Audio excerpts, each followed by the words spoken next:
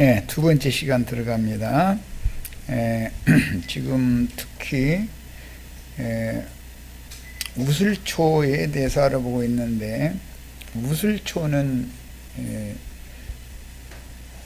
유월절 양의 피를 문설조와 인방에 뿌리기 위해서 피를 적시는 도구로 이렇게 사용을 하는 출애굽기 12장 22절 말씀이 있었고, 그 다음에 하나님의 저주를 받은 문둥병 환자가 문둥병에서 나음을 얻었다, 즉 말하자면 복음을 영으로 깨달아서 마음에 믿어짐으로 하나님의 저주로부터 해방받았다, 깨끗함을 받았다.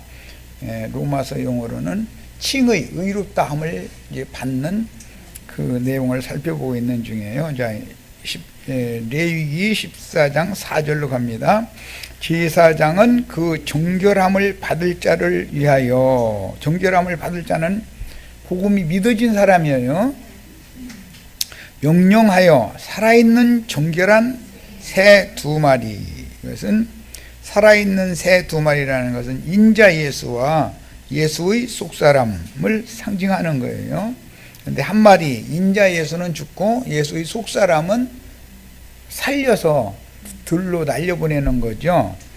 그 다음에 산새 2마리하고 백향목이라는 건 이미 향기나는 고결한 사람을 의미하기 때문에 실제로는 예수님의 속사람이지만 세상 교계에서는 유대교 지도자들이나 왕족들을 백향목으로 비유를 하는데, 그건 반대로 본다라는 것을 시간에 말씀드린 거예요.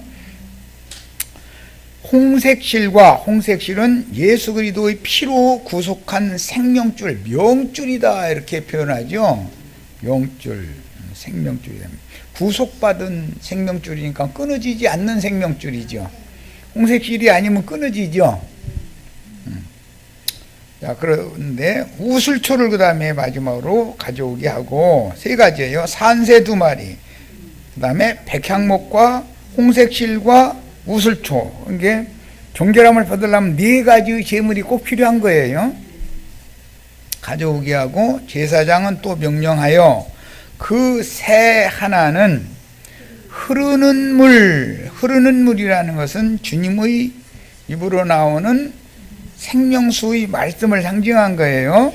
위 질그릇, 예수라는 사람 속에 있는 영에서부터 발원되어서 나오는 생명수의 흐름이 있는 거예요. 질그릇 안에서 잡게 하고, 그러니까 이렇게 잡혀 죽은 산새가 인자 예수가 오늘 십자가에 못 박혀 죽는 얘기죠. 하고, 다른 새는, 이것은 부활, 승천하는 예수 그리스도의 속사람을 말하는 거예요. 산채로 가져다가 백향목과 홍색실과 우슬초와 함께 가져다가 흐르는 물 위에서 잡은 새의 피를 찍어서 뭘로 찍느냐 하면은 우슬초 묶음으로 찍는 거예요. 나병에서 정결함을 받을 자에게 7번을 뿌려 정하다 하고, 7번 뿌리는 것은 그의 구원이 완성될 때까지, 처음 믿을 때로부터 시작해서 구원이 완성될 때까지. 지금 우리 지체들은 지금 우슬초 묶음으로 지금 피 뿌려가지고 내가 이렇게 피 적셔가지고 뿌려주고 있는데, 이 생을 끝날 때까지, 구원이 완성될 때까지 7번 계속 피 뿌림 받아야죠. 이것은 생명의 말씀으로 가르침을 받는 걸 상징하는 거예요. 7번 뿌려서 정하다 하고 라는 말은 신약의 용어로는 의롭다 한다 이런 말이에요. 희다고 인정해 준다. 그 살아있는 새는 들에 놓을지며, 이것은 해방, 죄와 사망의 법칙에서 생명의 성령의 법칙으로 해방을 받는 걸 말하는 거예요. 우리 속사람은 이제 죄의 법칙에서 해방받았죠. 저주의 죽음에서부터 해방받았죠. 죽는 것이 이제 두렵지 않죠. 일생에 매어 종로로 달 필요 없죠. 이제 죽는 것을 두려워해서 일생이며 죽노로 할 필요가 없게 됐어요. 해방받은 사람들이에요. 자, 레위기 14장 이제 그 문둥병 사람 얘기는 지금 6절까지 읽었고, 이번에는 집 얘기예요. 집이라는 것도 각자 우리가 한 집들이죠. 그 집에서 뭐 피 뿌린 집에서 유월절을 먹고 그럴 때 그게 각자를 말한 거잖아요. 예, 그런 것처럼 그 집을 고쳐 발라라. 그런 것은 색점이 발해가지고 집에 벽에 문둥병이 발생을 했어. 그러면은 그걸 다 긁어내 버리고 새로운 흙을 갖다가, 황토 흙을 갖다가 물을 적셔가지고서 범벅을 해가지고서는 벽을 발라야 된다. 이게 새로 황토집 새로 짓는 거예요. 우리 지금 황토집 새로 짓고 있는 중이죠. 문둥병 고친, 문둥병이 사방에, 색점이 사방에 발해가지고 있었는데 그 제사장에서 다 색점 발한 뒤 긁어내버리고 황토구로 새로 발라서 집을 새로 지금 짓는 거예요. 새 집 짓는 얘기예요.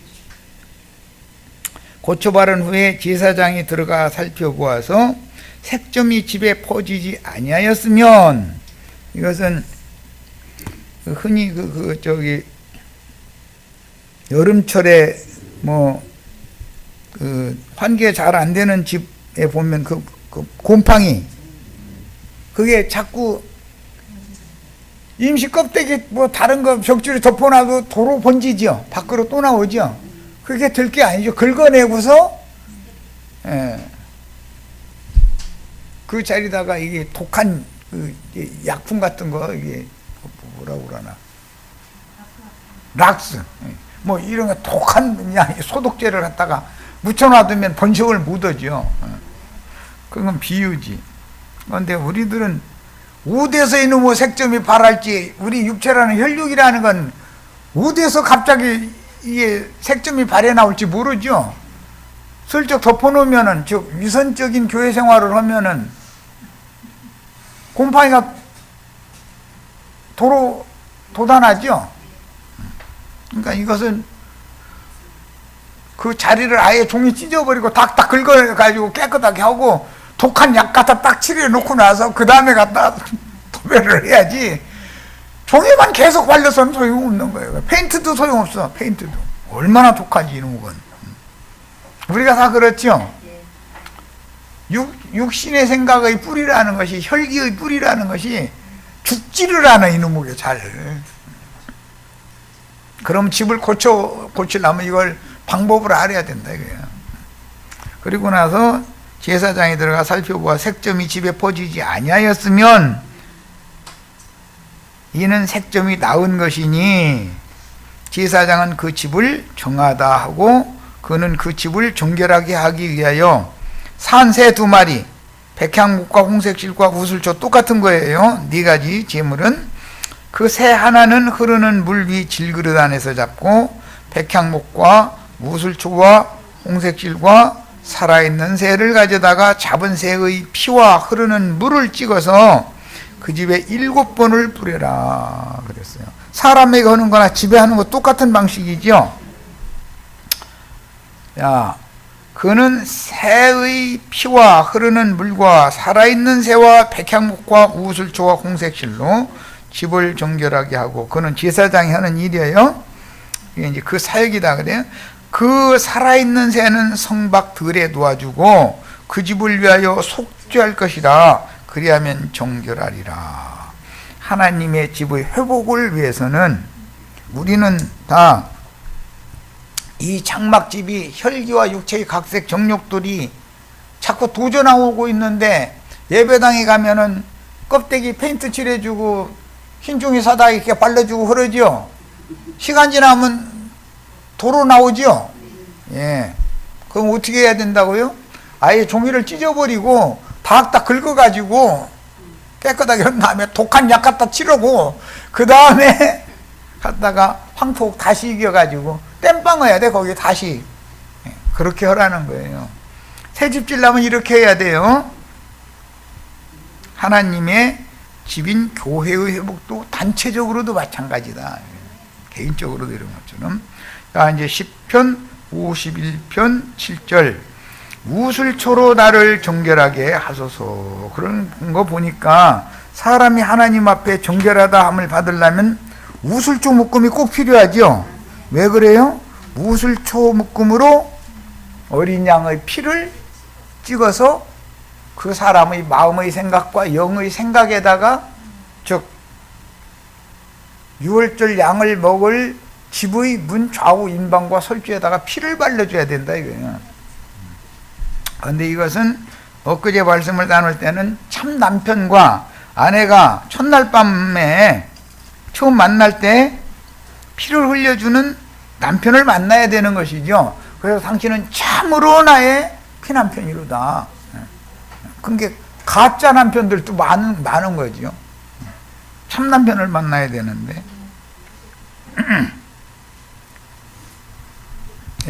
참으로라는 것은 십부라는 처녀에 썼었고, 그 다음에 모세는 총각에 썼었는데 둘이 잘 만난 거죠, 뭐 말하자면. 자, 내가 정하리이다. 우슬초로 정결케 해야만 정하다라는 것은 우슬초 묶음으로 피를 뿌려야 정결케 된다. 즉 피 흘림에서는 죄사함이 없다. 지금 그 말이죠. 나의 죄를 씻어주소서. 내가 눈보다 희리이다. 우리는 다 목보다도 더 검은 죄로 물든 사람들이었었죠. 그런데 예수의 핏뿌림을 받아야 눈보다도 흰둥이가, 껌둥이가 흰둥이 되는 얘기예요. 이제 이거 얘기하면은 야곱이 품삯으로 정한 것은 검은 점이 있거나 아롱지거나 그런 것들이죠. 그런데 야곱이 품삯이 되면 하나님이 보실 때 그게 흰둥이다 이거예요. 천연적으로 흰둥이인 것은 진짜 흰둥이가 아닌 거죠. 자, 본문에서 모든 일이 다 이루었다 하면 구약 성경에 예언된 메시아의 그 사역이 성경대로 다 이루었다라는 뜻으로서 율법과 선지자와 시편 등에서 예언하신 인자의 그 사역과 인자의 때가 종결되었다. 즉 율법과 선지자의 때는 이것으로 끝이다. 율법 시대는 끝난 거죠. 이제 율법은 사람들을 저주하고 죽이는 거잖아요. 그러니까 예수가 유대인들의 율법으로 저주를 받아가지고 죽임을 당하면 모든 것이 예창조는 이제는 심판이 끝난 거죠. 그 얘기예요. 이것은 모세의 율법, 이스라엘의 율법, 유대인의 율법에 따라서 인자 예수가 죽임당한다 그런 뜻이고, 인자가 죽음을 맞아 예수의 영과 함께 혼까지도 껍데기는 벗고 그 영과 혼이 속사람이 아버지께로 돌아가서 하늘 영광에 참여한다라는 뜻이다. 이미 요한복음 17장에 마지막 기도의 말씀을 하실 때 내가 창세 전부터 아버지와 함께 하던 영화로서 내가 아버지의 이름을 위하여 영화롭게 하러 왔는데 그 일을 다 지금 하고 갈 건데 아버지께로 돌아갈 건데 나 자신의 이름도 영화롭게 해달라고 기도를 하신 말씀이 이렇게 이루어지는 것을 이해할 수 있겠죠. 메시아의 목마름은 10편 내가 목마르다 그랬는데 22편 14절로 15절에 나는 물같이 쏟아졌으며 내 모든 뼈는 어그러졌으며 내 마음은 밀랍 같아서 내 속에서 녹았으며 내 힘이 말라 질그릇 조각 같고 내 혀가 입천장에 붙었나이다. 얼마나 헐떡거리는 상태인가. 이것은 아까 사마리아 여자를 실제로 목마른 분은 예수님이었죠. 사마리아 여자와 대화를 나눠서 그 여자를 잡수시면은 목마름 해갈되는 거 비유다. 뭔가를 말씀을 드린 거예요. 그런데 그 여자한테 그 여자를 자신의 것으로 취하기 위해서 당신 자신의 모든 것을 지금 희생, 헌신을 하는 중이다 이 말이에요. 주께서 또 나를 죽음의 진토 속에 두셨나이다. 10편 69편 21절에 그들이 쓸개를 나의 음식물로 주며 초를 마시게 했다 그랬는데, 그건 쓸개물인 것이죠. 이것은 신명기 32장에서 인용하는 말로서 소돔과 고모라의 포도주는 독사의 독인 독사의 쓸개가 들어있는 포도주라는 거잖아요. 그런데 예수님은 그러니까 안 마시는 거예요. 우리도 예배당 목사님들, 세상의 고결한 채 하는 내바는 백향목인 채 하는 자들이 그럴싸한 혼을 격동시키고 혼을 취하게 하는 그런 가르침을 받아들이면 안 되는 거죠. 목마를 때에는 초를 마시게 하였사오니라는 구약 예언이 성취되었고, 예수님이 이 생을 하직하실 때 경험하신 사망의 고통인 번제단의 불로 태워질 때 불고기 만드는 거죠. 당하는 뜨거운 연료의 불맛. 우리는 불고기 그 불맛이 맛있잖아요. 오리구이 또 삼겹살구이 소고기 구이 구워 먹으면 맛있잖아요. 불맛 때문에 맛있는 거잖아요.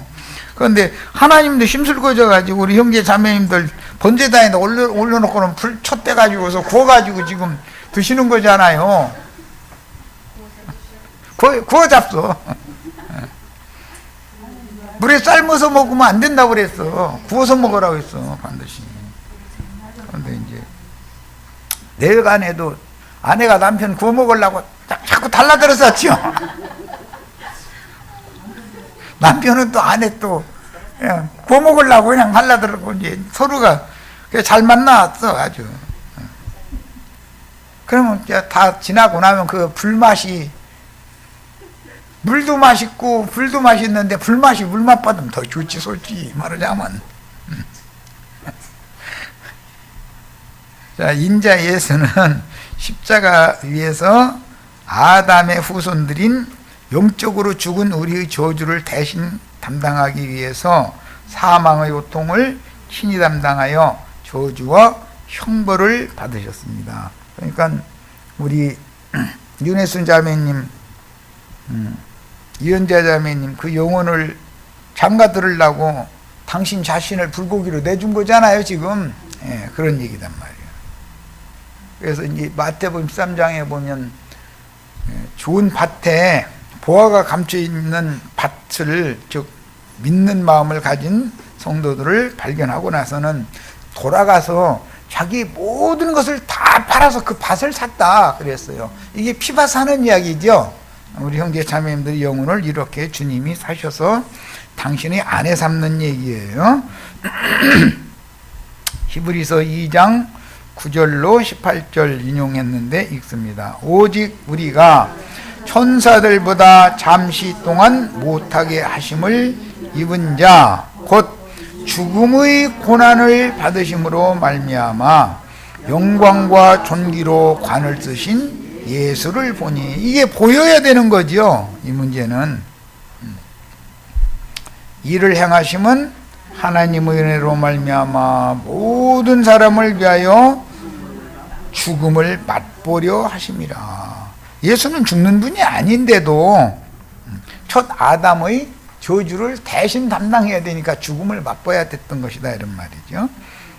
그런데 죄가 있는 아담은 대속물이 될 수가 없지만 죄 없는 인자 예수는 대속물이 될 수가 있다. 이것이 이제 복음이에요. 그러므로 만물이 그를 위하고 또한 그로는 인자 예수를 말하는 거예요. 말미암은 이가 아는 그 영이 되신 그리스도를 말하는 거예요. 그는 죽음을 맛보기 위해서 십자가에 죽었죠. 그로 말미암은 이는 재림, 그 영으로 다시 오신 분은 그로 말미암은 이잖아요. 많은 아들들을 이끌어 영광에 들어가게 하시는 일에 그들의 구원의 창시자는 예수 그리스도죠. 고난을 통하여 온전하게 하심이 합당하도다. 거룩하게 하시는 이와 거룩하게 하심을 입은 자들이 다 다 한 근원, 말씀에서 나왔다 이 말이에요. 진리의 말씀이 영으로 깨달아져 가지고 마음에 믿어진 것을 말하는 거예요. 한 근원에서 난지라. 한 근원은 생명의 근원이신 말씀이신 하나님이죠. 그러므로 뭐라 부르시기를? 형제라 부르시기를 부끄러워하지 아니하시고, 예수 그리스도, 성령이 되신 예수 그리스도는 우리 거듭난 영혼의 형제죠. 목사가 커요, 형제가 커요? 목사님보다도 더 큰 사람은 없을 것 같으죠. 목사님은 레바논 백향목 같고 우리 형제들은 우슬초들 같죠. 그런데 이게 반대라는 것을 너무 모르고 있는 거예요. 하나님이 보는 관점으로 봐야 되는 거죠, 회사를. 사람을 판단할 때도 외모로 판단하거나 육체대로 판단하면 안 되는 거예요. 하나님은 사람의 중심과 폐부를 살피고 판단하시는 분이에요. 자, 형제라 부르시기를 부끄러워 아니하시고 이르시되 내가 주의 이름을 내 형제들에게 선포하고, 이 주의 이름을, 이 말은 아버지의 이름으로 오신 인자 예수가 다시 구속을 이룬 다음에는 내 이름으로 또 다른 보혜사를 보내실 것이다, 이렇게 설명을 해놨었죠. 자, 그래서 사도들이 복음을 전할 때 주 예수 그리스도의 이름 안으로 세례를 받으라, 침례를 받으라, 이렇게 전한 것이죠. 그 주 예수 그리스도의 이름 안으로 침례를 주신다, 침례를 받는다라는 것은 예수 그리스도의 성령에 형제 자매님들의 심령이 잠겨져야 된다, 그런 말이란 말이에요. 연합되는 걸 말하는 거예요. 내 형제들에게 선포하고 내가 주를 교회 중에서 찬송하리라 하셨으며, 주님은 지금 교회 중에 계시면서 찬송을 받으시죠. 성령은 지금 교회 중에서 구속을 이룬 예수 그리스도를 찬양하고 있어요. 이 직문은 최후로 계시록 4장에서 스랍 천사들로서 네 생물들이 어린 양의 보좌 앞에서 찬송하죠. 이것이 이루어져야 되는 거예요. 또다시 내가 그를 의지하리라 하시고 또다시 볼지어다 나와 및 하나님께서 내게 주신 자녀라 하셨으니, 자녀들은 혈과 육에 속하였음에 또한 그도 또한 같은 모양으로 혈과 육을 함께 지니심은, 이 말은 로마서 용법으로는 말씀이 육신이 되어 오신 분은 죄를 알지 못하고 죄와 상관이 없는 분이지만 죄 있는 육신의 모양으로 우리에게 오셨었다는 거잖아요. 그러나 그 안에는 죄는 없었다는 거예요. 예. 껍데기를 볼 때는 첫 아담의 모양으로 유대인들은 보였지만 하나님이 보실 때는 죄 없는 모양이었다. 밤에 나는 무술초로 보였지만 실제로는 그분이 레바논 백향목이었다는 거예요. 이게 참 비밀이에요. 자, 혈과 육을 함께 지니심은 죽음을 통하여, 혈과 육이라는 건 그러니까 죽기 위해서 혈육을 입고 나오는 거죠. 죽음의 세력을 잡은 자, 곧 마귀를 멸하시며, 죽음의 세력을 잡은 자라는 건 선악을 알게 하는 나무 실과 열매를 자꾸 먹게 만들면 다 죽는 거죠. 그게 마귀가 그렇게 한다, 간교하게. 그런데 이것이 오늘날 기독교 계가 전부 집에 곰팡이가 사방에서 번지고 있는데 긁어내서 깨끗하게 하고 치료약을 주시는 치료자이신 그리스도로 새 옷을 입게 만드는 것이 아니라 그 자리다가 도배지만 사다가 바르지요. 일요일 날마다 가면 도배지 한 번씩 포장하고 오잖아요. 그런데 조금 지나면 다시 도지죠. 잘 이해가면서 들으시길 바라요. 그것은 위선자를 만들어 놓는 이야기고, 동산의 무화과나무 이파리를 따가지고 자신들의 하체를 가리기 위해서 치마를 만들어 입고 나무들 사이에 숨게 만드는 얘기다. 그런 말이에요. 모든 자들을 한평생 죽기를 무서워하여 한평생 매여서 종로로 다는 모든 자들을 놓아주려 하십니다. 바로의 종들은 애굽 사람들이고 느부갓네살의 종들은 바벨론 사람들인데 이스라엘 사람들임에도 불구하고 애굽에 내려가서 종살이하고 이스라엘 사람들임에도 불구하고 바벨론에 포로되어져서 가서 종살이하는 걸 비유죠. 자, 여기에서 그런 사람들을 놓아준다라는 것은 희년이 됐다 말이에요. 종이 해방받는 것은 희년에 이루어지는 일이죠. 한평생 죽기를 무서워하여 한평생 매여 종노릇하는 사람들이 놓아준다. 해방을 받으려면 희년을 만나야 되는 거잖아요. 예. 이게 예수님이 희년의 성취를 위해서 육체로는 죽임당하시고 그 영을 보내주셔가지고 지자들을 죄와 사망의 법칙에서 생명의 성령의 법칙으로 구원을 해준 것이다. 그래서 해방받은 거예요. 우리는 희년을 만난 사람들이요. 이 자리에 오신 분들이 얼마나 복받았는지를 아셔야 돼. 희년이 뭐고 면제년이 뭐 이런 얘기해도 또 이게 뭔 소리인지 뭐 들어본 적이 있어야 말이지 뭐. 안식년 면제년 7번 지나가면 그 다음 안식년은 희년이죠. 자, 이렇게 보는 거예요. 우리는 모든 종들은 자유자가 되는 것이고 팔려간 집을 되찾는 것이고 팔아넘긴 기업을 되찾는 거예요. 이게 희년이에요. 룻기 강해서를 꼭 읽으셔야 돼. 자, 이는 확실히 천사들을 붙들어 주려 하심이 아니요. 천사들은 바람으로 불꽃으로 섬기라고 보내신 영들이죠. 하나님은 붙들어 준다 이렇게 표현을 했는데 이 말은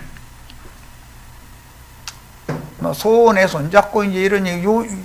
엊그제 우리 일요일 날에 같이 손잡고 함께 가자 그랬는데 예수님이 오셔서 손을 내밀고 우리가 손을 서로 잡고 어디로 가냐 하나님의 영광 앞으로 지금 가는 거예요. 예, 그런 것을 말하는 거예요. 이 말은 붙들어 준다라는 말은 형제 자매님들의 마음과 생각을 붙들어 주시고 지켜 주시는 것을 의미하는 거예요. 오직 아브라함의 자손을 붙들어 주려 하십니다. 그런 걸 보니까 이건 굉장히 이제 어려운 말인데 천사들은 섬기라고 보내신 것이고 아브라함의 자손이다 그랬는데 후사들이다 이거예요. 히브리서 11장에 보면 하늘에 기록된 아브라함의 후사들은 그들을 위하여 한 성을 하늘에 준비하셨고 거기에 들어갈 권세를 얻은 자들이 구름과 같이 허다한 믿음의 증인들이고 그 다음에 그 믿음의 증인들이 주 앞에 모인 총회를 이루는 천상교회가 있다 이거예요. 장자들의 교회가 있다 이거예요. 그래서 우리는 지금 장자들의 교회에 대해서 이상을 밝혀보셔야 되겠어요. 장자는 갑절의 기업을 상속받는 거예요. 갑절의 복을 받는 거예요. 자, 그러니까 이 세대에서는 고난도 갑절로 받아야 될 것이고 이 세상에서는 오는 세상에서는 1000년 동안도 그리스도로 더불어 제사장이 되어 왕노릇하고 그 다음에 1000년이 찬 후에도 세세토록 그리스도로 더불어 제사장이 되어 세세토록 왕노릇을 하는 거예요. 그럼 갑절의 복을 다 받으시기를 바래요. 자, 그 다음에 여기 붙들어준다라는 말은 마음과 그 생각을 지켜주시는 것과 관계가 있는 것이고 인도하시는 것과도 관계가 있어요. 붙잡고 끌고 가셔야 되니까. 안 그러면은 우리 주의 성령께서 붙들고 하늘 영광으로 억지로 끌고 가지 않으면 우리는 자꾸 반대 길로 가려고 했었죠. 그런데 자꾸 반대 길로 자꾸 가려고 그러면은 이제 천사들 보내가지고 걔 손 좀 봐야지 안 되겠다 말 안 듣는다 그러면 이제 타작이 되는 거죠. 타작 당하고 나면 중내 사안에 뭐 예수 하나님이 있다면 이럴 수가 있냐 없냐 할 필요 없는 거죠. 고집 부려서 그러는 거니까. 우리 지체들은 타작 당하시지 말고 순순히 끌려가시기를 바래요. 자, 17절 그러므로 그가 범사에 형제들과 같이 되심이 마땅하도다. 매사에 혈육에 있는 세리창기 모든 죄인들 우슬초와 같이 되었다. 이게 예수님도 육신을 입고 오신 것은 우슬초와 같았죠. 그러니까 사람들이 하찮게 본 거 아니에요. 그를 존귀하게 보지를 않았고, 이는 하나님의 일에, 하나님의 일이라는 것은 예창조가 있고 새창조가 있어요. 예창조를 끝내는 것도 십자가에서 예수님이 하신 일이고, 계시록 21장 7절에 이루었도다 할 때는 새창조가 끝났다 이 말이에요. 이제는 자비하고 신실하신 대제사장이 되어 백성의 죄를 속량하려 하심이라. 그가 시험을 받아 고난을 당하셨은즉 5장에는 많은 고난으로 말미암아 순종함을 배워서 온전케 되셨다 이렇게 돼 있어요. 시험 받는 자들을 능히 도우실 수 있느니라. 능히 도우실 수 있느니라 라는 건 붙들어 줄 수 있다라는 말이죠. 그 다음에 친히 육의 몸을 입고 이 생에서 많은 고난을 받으심으로 순종을 배워 온전케 되어 영과 혼이 하나님의 영광에 들어가셨으므로 그 나라를 위해서 고난을 당하는 자들을 도우시는 메시아인 그 영이 되셨다. 세상 먹고 살기 위해서 고생하는 얘기가 아니에요. 주님 자신과 주님의 나라를 위해서 고난당하는 걸 지금 말하는 거예요. 이거 착각하시면 안 돼요. 기독교계에서는 수고하고 무거운 짐진 자들아 내게로 오라 그래야면 내가 너희를 다 편히 쉬게 해주겠다 이제 이랬다가 해가지고 그 말씀 어떻게 설명해요? 세상에서 먹고 살기 위해서 힘든 사람들은 저 예배당에 오면 다 잘 살게 해준다 그렇게 해석해버리죠. 지금 그 말이 아니죠. 주님과 주님의 나라를 위해서 고난당하는 걸 말하는 것이지 세상에서 돈 많이 벌려고 고생하는 걸 말하는 것이 아니에요. 그렇다고 세상에서 팔찌고 누르라는 말을 하는 건 아니에요. 인간으로 육을 입고 세상에 보냄받았는데 고생 않는 인간이 있어요 없어요? 없어요. 내가 제일 고생 많이 하는 것 같으죠. 다 자세히 뜯어보면 몰라서 그렇고 말 안 해서 그러지 나보고는 비교도 안 될 정도로 고생 많이 하는 사람들은 수도 없이 많아요. 고생하면 천국 백성 돼요? 고생하면 더 완악해 줄 수도 있죠. 다만 유익한 점도 있지. 많은 고생을 하다 보면 사람이 고개를 못 들고 낮춤 가운데 있다 보니까 복음을 전하면 받아들이기가 쉬운 점도 있지만 오히려 더 완악해질 점도 있다는 거예요. 잘 생각을 해보셔야 돼. 누가복음 16장 22절로 25절. 이에 그 거지가 죽어 천사들에게 받들려 아브라함의 품에 들어가고 천사들은 바람으로 불꽃으로 하나님이 쓰시는데 섬기는 자들로 보낸 거죠. 그룹 천사들은 섬기는 영들이죠. 수랍 천사들은 앞으로 물론 섬기는 일도 당연히 해야 되지만 다스리는 일을 할 줄 알아야 된다 이거예요. 예창조는 그룹 천사들이 다스리는 건데 다스리는 것이고 섬기는 거예요. 또 새창조 세계는 스랍 천사들이 다스리는 거예요. 자, 아브라함의 품에 들어가고 부자도 죽어 장사되며 똑같이 죽은 거예요. 죽은 건 똑같은 거예요. 그런데 나사로는 이 생에 사는 동안 고난을 받았고 부자는 제일 좋은 걸 받은 것이 달랐죠. 이 생에 사는 동안에 그가 음부에서 고통 중에 눈을 들어서 멀리 아브라함과 그의 품에 있는 나사로를 보았다. 그러니까 사후 세계에서 서로가 볼 수가 있다는 걸 알 수 있는 거예요. 그런데 부자가 있는 곳에서 나사로가 있는 것으로 오고 갈 수가 없는 것이 문제죠. 우리가 이 생에 살아있는 동안은 이게 가능하죠. 여기 건너뛰면 되죠. 큰 구렁을 건너가면 되는 거예요. 그것이 우슬초로 핏부림을 받고 참남편과 처음 믿을 때 영적 경험을 하는 것이 그게 큰 구름을 건너가는 거예요. 홍해바다를 건너가는 건 이제 비유죠. 요단강을 건너는 이런 것이 다 비유예요.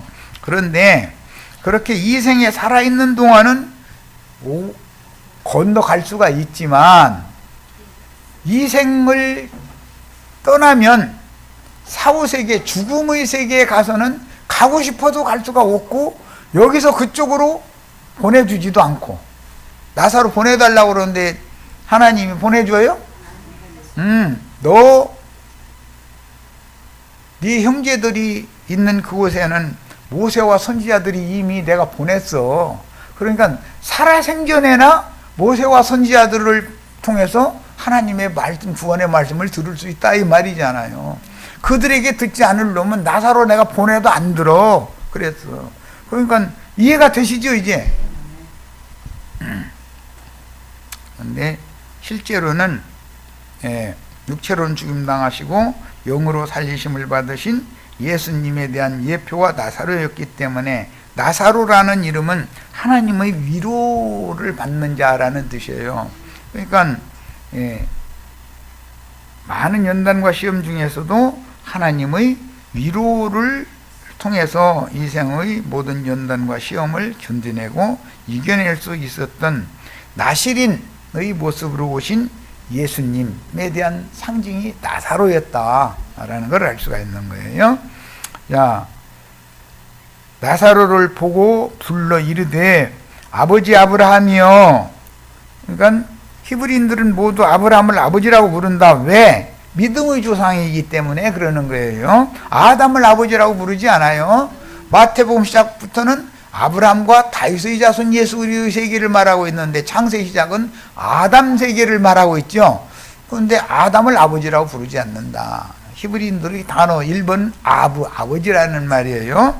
그런데 아담 보고 아버지라고 하는 것은 저주받은 사람들이다. 땅에 속한 사람들.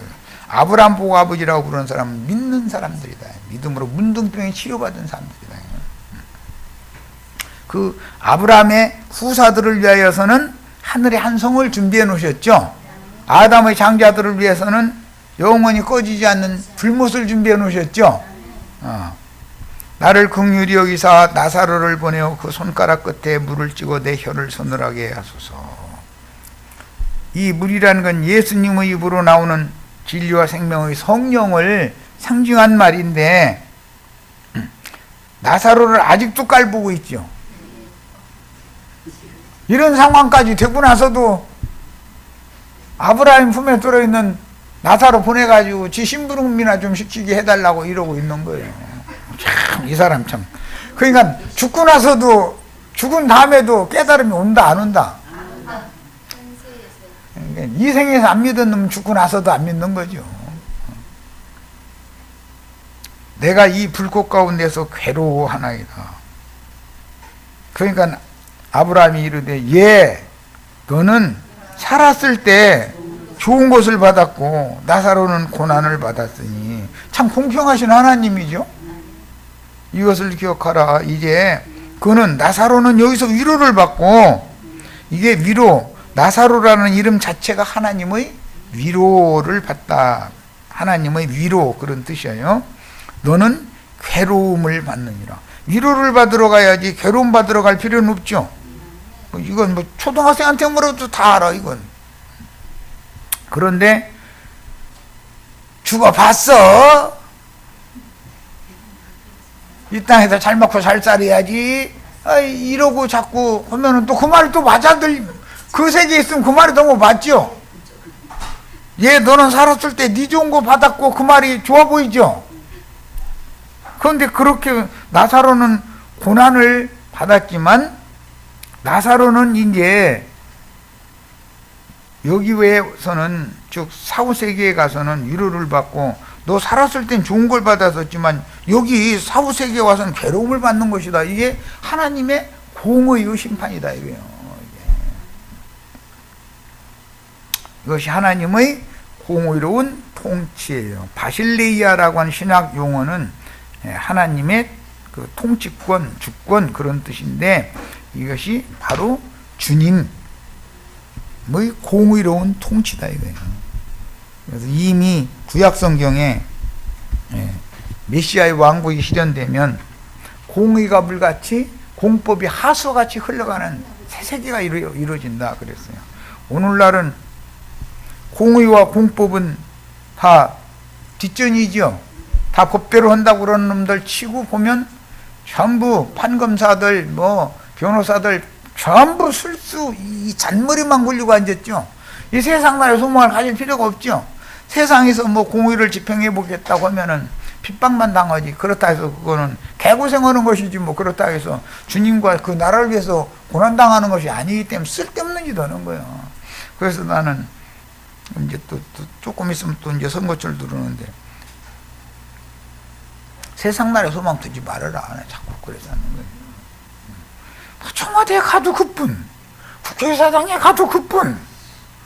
세상 나라라는 게 무슨 소망이 세상에서 의가 이루어져요? 공의를 부르짖느라고 누가 얘기하면은 그보다 반대되는 얘기를 하는 사람들이 태극기 들고 나와서 막 하는 사람들이 더 숫자가 많죠. 못당해. 이 세상이라는 게 안 되는 거예요. 그러니까 공의 법이 집행이 안 되는 거죠. 뭐 얼마 전에 유치원법인가 뭐 해가지고 그렇게 시끄러움 폈었더니 그 반대파가 뭐 머리 깎고는 막 저 금식한다고 이러고 막 하고 이랬으니까 다 그거 어젠가 국회의사당에서 무효 만들어 버렸다잖아. 없던 걸 허장 이래 버렸다잖아. 억지 쓰고 막 하면은 못 당해. 숫자가 많은 사람들이 억지 쓰는데 어떻게 할 거요? 이 세상 나라는 안 되는 거예요.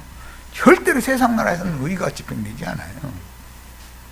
데살로니가 후서 1장 3절로 10절 형제들아 우리가 너희를 위하여 항상 하나님께 감사할지니 이것이 당연함은 너희 믿음이 더욱 자라고 너희가 다 각기 서로 사랑함이 풍성함이며 그러므로 너희가 견디고 있는 모든 박해와 환난 중에서 너희 인내와 믿음으로 말미암아 하나님의 여러 교회에서 우리가 친히 자랑하노라. 이는 하나님의 공의로운 심판의 표요. 공의로운 심판의 표.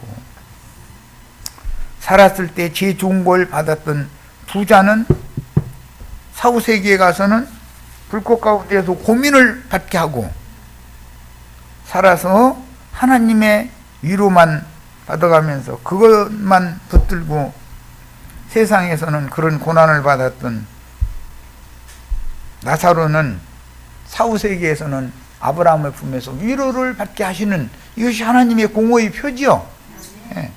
공의로운 심판의 표요. 너희로 하여금 하나님 나라에 합당한 자로 여김을 받게 하려 함이라. 자, 이제 그 나라를 위하여 너희가 또한 고난을 받느니라. 그러니까 무슨 세상 나라를 위해서 뭐 감옥에 가고 뭐 의인이 돼가지고 태국인들 나 잡혀가면 막 자기가 큰 무슨 열사 같은 것처럼 떠들고 머리 깎고 청와대 앞에 가서 밥 굶고 앉았으면은 자기가 뭐 굉장한 의인이 된 것처럼 떠들죠. 우리가 보면 웃기죠. 그러니까 국민들은 그런데 자기의 정치적인 편향성, 공평의 생각을 않기 때문에 그 인간의 육의 생각으로 모든 걸 판단하기 때문에 세상 나라라는 것은 이 육을 영이 이길 수가 없어. 안 되는 거예요, 그거는. 세상 나라에서는. 그러나 반드시 주님이 오셔서 메시아의 왕국을 세우기 위해서 공의와 공법으로 판단하고 심판하는 날이 반드시 이루고 역전되는 날이 온다 하는 걸 우리는 믿는 거예요. 그걸 믿으니까 어떤 세상에서 고난을 당해도 굴하지 않고 이겨낼 수고 견뎌낼 수가 있는 거죠. 그런데 기독교는 세상도 취하고 하나님 나라도 또 좋은 데로 간다니 야 참 그야말로 땅 짓고 형식이요 이거는. 아이 나 정말